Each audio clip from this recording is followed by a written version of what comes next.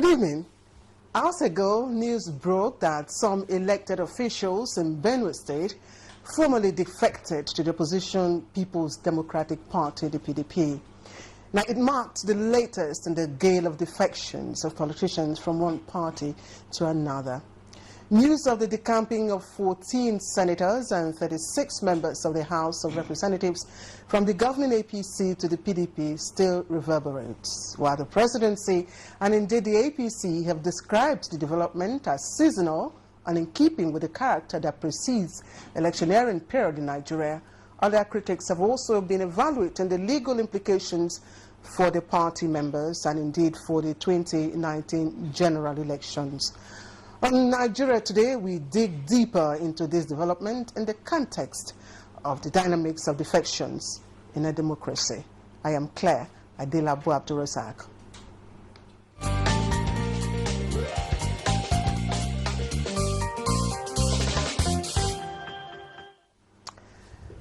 All right, to give insights into questions begging for answers following this development, I have joined me here in the studio the National Secretary Coalition of APC Support Group, Peter Okorafor.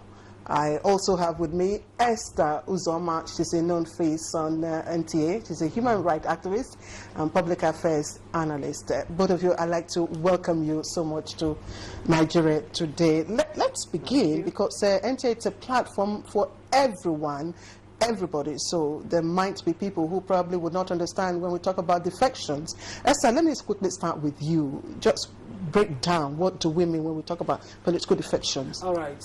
When we talk about political defections, we are talking about the situation that arises when political personnel elected on the platform of a political party midstream in their tenure decides to change to a different political party. So if they are in party A, that was a platform on which they obtained the ticket and indeed won election, then midstream they have decided that, oh, I don't want to stay in party A again, I'm moving over to party B. So that technically, that is what it is. It also represents a shift of political allegiance, a shift in a shift in ideological, drive. So these are I'm hoping that this glare of political defections will represent a fundamental ideological shift. Okay, thank you, Esther. You've just hit a very critical issue, ideological shift. Peter, when people hear defections, it's as if, oh, it has a negative, connotation. But if it involves ideological shift, for you, what does that mean?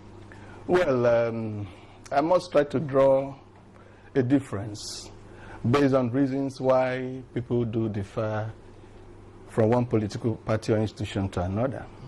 Because her concept limits her explanation to a situation where it's an ideal case on ideological difference. Okay, so that's an ideal case. But ideological difference. But in the black race, particularly in Nigerian politics, political defection right from history has never been on ideological basis.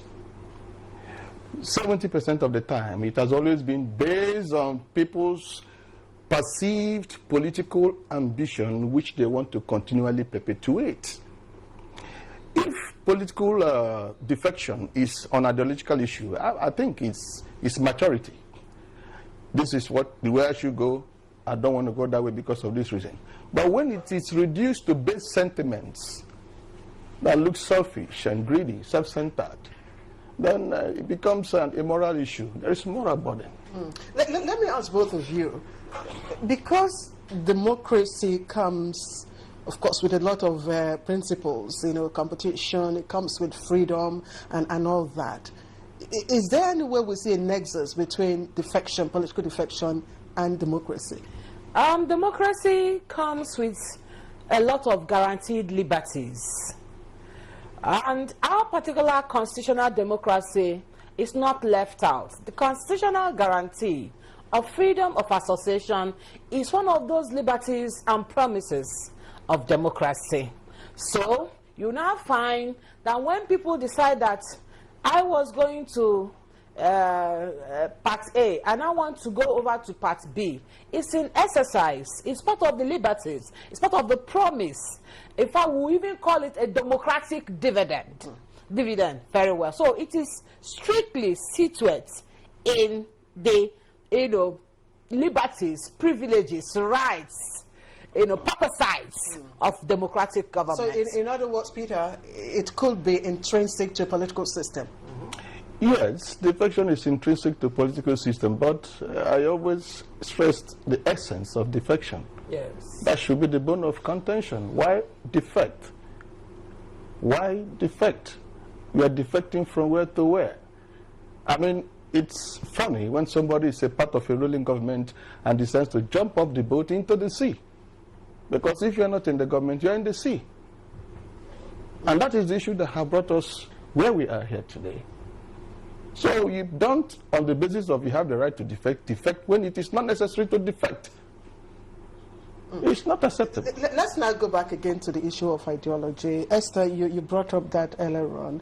And do you see the current gale of defections that we've just experienced, as having an ideological, push? Well, it will appear ordinarily to to the ordinary Nigerian citizen that this gale of defections is perhaps, we can frame it as an existential, myth, a fight for survival. However, if you now listen to some of the reasons, they are complaining about oppressive, because we are talking about a party in power. We're talking about a party in majority. So why are you leaving? And they are complaining about extreme use of state force to prosecute perceived enemies. Perhaps that is their ideology. But to the regular Nigerian, the question will be, I have been to the hospital and there's no medicine. Why did you not defect? Who will raise a riot? Who will fly the flag? When, for instance, 7 policemen were killed in a day, this country did not stand still. Our political leaders did not galvanize us to stand still. When 7 in one fell swoop, we no longer cry for our dead. We no longer weep. So you believe, in your view, this is not ideologically motivated at all. Peter, what do you think could be responsible for the sudden defection? Interestingly, political defections has been historical as far back as First Republic. You saw it in the parliament way back at Ibadan. For the sake of time, we don't go into history. And it's been on through history, through our political or democratic journey. So now, for the present scenario we're witnessing in the country right now, in my view, which is not likely questionable, is the fact that most of the people defecting, if you look very well at them, they are defected defectors. They defected and they are defecting again. So if you want to ask me, the real APC personnel are in situ, they're intact. You have what I could describe as political prostitute or political prostitution. They are never stable. It's all about themselves. It's all about their welfare. It's all about their family. And if they are aware they cannot guarantee the continuity of the existence of their selfishness, they want to exit. How do you explain? In less than 2 republics, personnel have changed from one political party institution to the other, and it's been constant, identifiable to these persons. How do you explain it? If you want to defect in a political party, the only thing that justifies your moral burden is on ideological difference, and not on base sentiments. It's not allowed. I want to draw you back. A few days back, the national chairman of the All Progressive Congress, His Excellency Adams Oshobele, made a prescription that the APC is likely to adopt what they call direct primaries for their oncoming primaries election into various political offices. And what that means is that it has reduced you who wants to contest an election to what looks like an option A4, where your people have the right to look at your credentials vis-a-vis your performance at the National Assembly. That's what direct primary stands for. And these persons, most of these persons that are defecting, de facto comes from APC governors control states. And coming from APC governors control states, the party position is that they must go for direct primaries.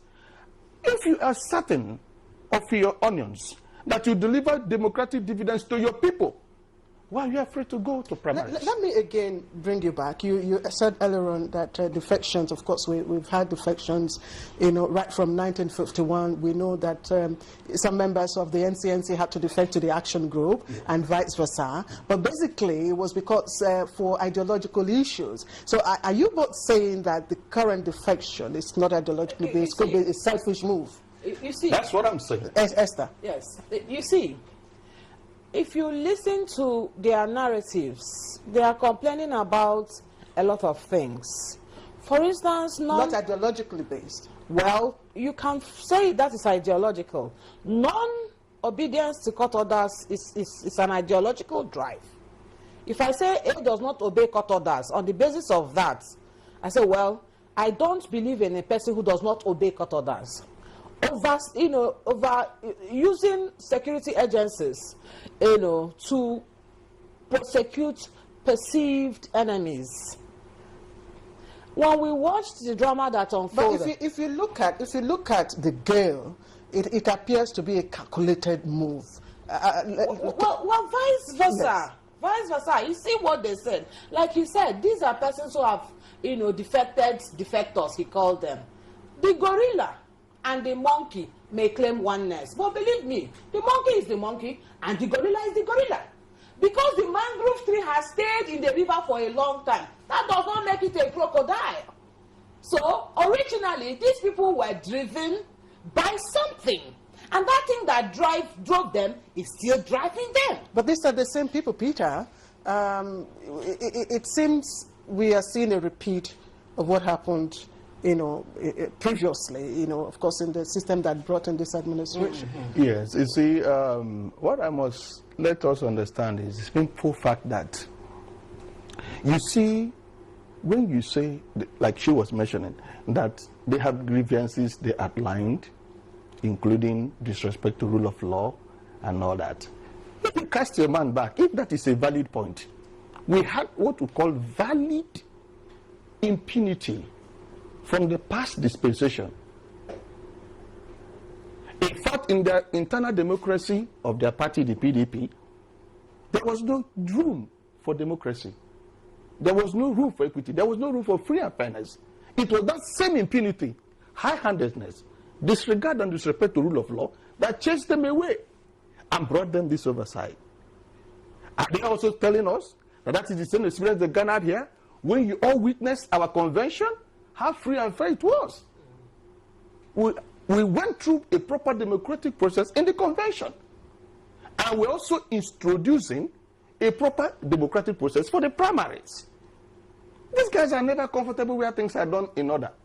Okay, let's move on. Let's move on to look at some of the implications. Esther, would you consider defection as a major knock on democracy? No, it's an awakening of our democracy. I say this is our epiphany. Let it be known to all men. When people, perceived power brokers, can, like he said, they are in the majority. Why leave the majority and go where he terms as the sea? So let it be known to let it be known that our democracy is saying, listen. In fact, I see her dancing on the streets. Anything can happen. Nobody holds the aces. Power is returning to the people. The Nigerian citizen will no longer be the pawn. So if somebody who has attained such great heights in a political party, you can say everything is going for him. Suddenly he says, listen, I'm leaving this place. I'm going to take my chances. That is a celebration of democracy. Okay, let me get your view quickly before we take a short break. Sincerely, is it a problem for democracy? It's not a problem because, sincerely speaking, two people cannot work together except they agree. And you have an infusion of what looks like a virus to an existing progressive system. It cannot work. First of all, you must understand the historical foundation of APC. It's a marriage of political fusion of different bedfellows. And they yet to understand themselves. So in my own understanding, these people in that fusion have discovered that they don't fit in. What is their crisis? Somebody is accused of offense before the law. You use political maneuvering to escape your answering questions to the law. And you say you're witch hunted. The other person does not see a future because he does not control a political party mechanism. He now brandishes that party as a failure. I say it's blackmail.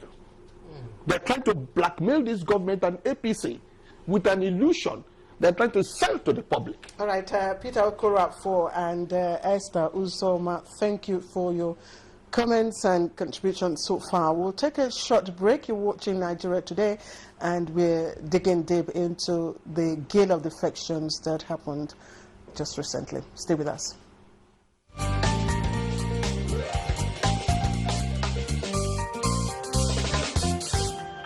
It shows that the politicians don't have the interests of the people. They are just going after their own interests.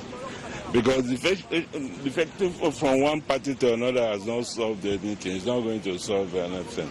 As far as I'm concerned, for the defection or no defection, number one, because the people in the PDP, they are still the one in APC. The one in APC, they are still the one in PDP. So what I'm saying is that everyone is fighting for his own pocket. They are not fighting for masses. Provision of Section 40 of the 1999 Constitution as amended allows Nigerians to freely associate. So I can decide to leave PDP today and go to APC. I can, and vice versa. The Constitution allows that. So we shouldn't look at the act, but what premised the act. There is no smoke without fire. Defectors definitely have grievances. You have the right to defect to whichever party you feel like. But the thing that worries me is that there seem to be no straight, clean-cut policies. You know, there must be ideologies to follow. APC should have an ideology, PDP should have an ideology, spelled out clean. We see people defecting right, left, and center, and it's the same crop of people with the same motives and agenda. Politics, like I said earlier, is a matter of interest. One man can come today and tomorrow can go to another party. What we need in Nigeria is good governance and justice. It is a high time we Nigerians or politicians should work based on society interest, not on selfish interest. It is a high time we should build a national ideology to develop our political system in the country.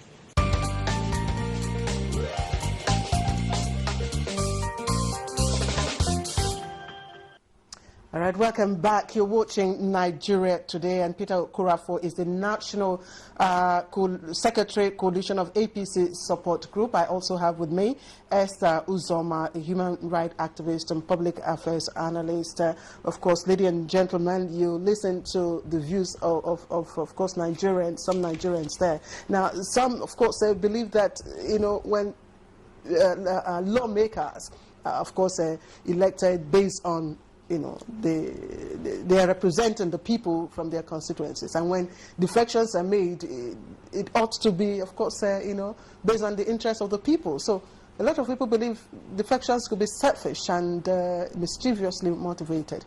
Esther? Well, apparently the disconnect, you know, between the political class and the Nigerian citizen is humongous, and it is by virtue of this disconnect that perceived actions by the political class is viewed as one done in interest of self. For instance, I was just saying, look at the girl, look at the level of insecurity, look at the heightened level, unprecedented level of insecurity we have today. Nobody has shut down the system. Our political leaders have not mobilized us to take the states, and then demand for attention. Why? Oh, it's not our business. like I said, we no longer cry. There is death in Plateau. There's death in Benue. There is death in Katsina. There is death in Taraba. No more tears. 7 policemen died in one day. No more tears. Our soldiers are killed in. No more tears. There's a level of where, you know, that's another person will still die. So because nobody is shutting down the system, there's no call to national cry or prayer on account of the Nigerian citizen. When actions like this happen and everybody, so they're doing it for themselves, not for us. Peter, Sincerely speaking, you listened to some of those. yes, I heard them, and I tried to juxtapose their views with what she's just saying vis-a-vis the question you raised. Sincerely speaking, we hear defectors. Have anybody asked himself, are the electorates defecting? Who are the people defecting? Have they, if they are representing any people, have they sought the mandate of the people that they are representing to defect? Would they just wake up and defect to another party and then go back to explain to them? The electorate have not defected. Where am I driving at? A good number of these persons, particularly from the Northern Enclave, got their mandate vis-a-vis the prolific profile of President Muhammad Buhari to go through that election victoriously. A good number of them. In fact, they left in droves in the sinking party of the day to tag along APC and President Buhari to be able to be elected by their people. Has the electorate defected? What is the percentage of the defectees? A few number of persons sent by their people, and they want to make an issue out of it that they defected. If they defect, has their people defected? The mandate holders that gave them the mandate to be there? What are they going to tell them? So what should the people be doing at the moment? They are watching them. Yes, what should they do? What step can the electorate do? The APC have returned their rights to them through direct primaries election coming in the next few weeks. You go and choose who you want to come back here at the National Assembly.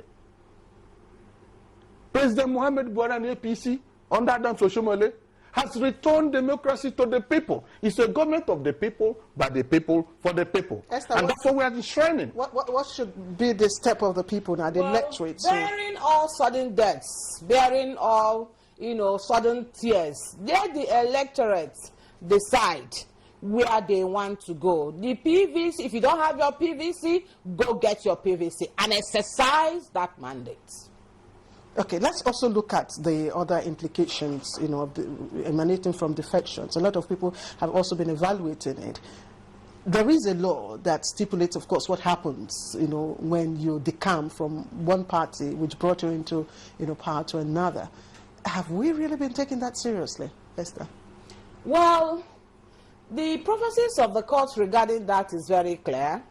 The court said that unless there is problem, apparently, at the national level of the party, which body it identified as the National Working Committee, that defections will result in announcing the seat of the defector vacant.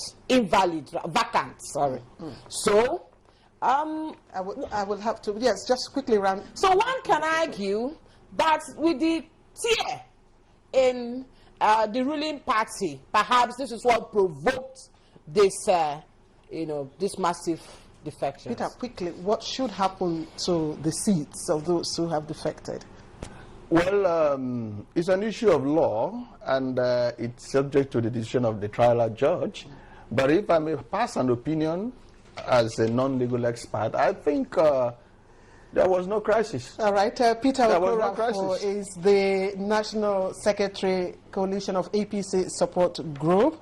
And I've also been joined by Esther Uzoma, a human rights activist and public affairs analyst. I'd like to appreciate both of you for coming to Nigeria today. Thank you very much, Claire. That has been our program for today, Nigeria Today. We'd like to thank you on behalf of the production crew. You can also be a part of this midweek edition of Nigeria Today The program is broadcast every weekday at 7:30. You can watch online at www.youtube.com/NTA News 24 Hub. I am Claire Adela Bouabdurozak. Bye-bye.